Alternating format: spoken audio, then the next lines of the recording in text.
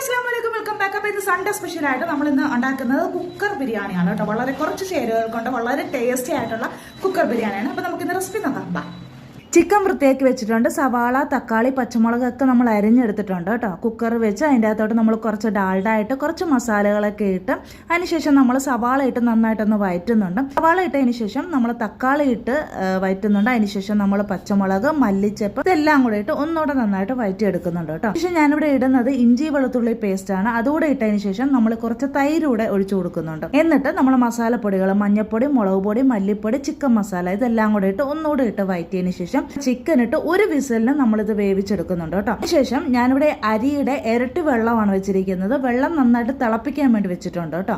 അപ്പോൾ ഈ ചിക്കൻ പകുതി വേവായ ചിക്കനിലോട്ട് നമ്മൾ ആ തിളപ്പിച്ച വെള്ളം ഒഴിച്ച് അതിൻ്റെ അകത്തോട്ട് റൈസും കൂടെ ഇട്ടതിന് ശേഷം 2 വിസിലിൽ നമ്മുടെ ടേസ്റ്റി ആയിട്ടുള്ള ബിരിയാണി റെഡി ആയിട്ടുണ്ട്. എല്ലാവരും ഒന്ന് ട്രൈ ചെയ്ത് നോക്കുക. കുട്ടികൾക്കൊക്കെ പെട്ടെന്ന് നമുക്ക് ഉണ്ടാക്കി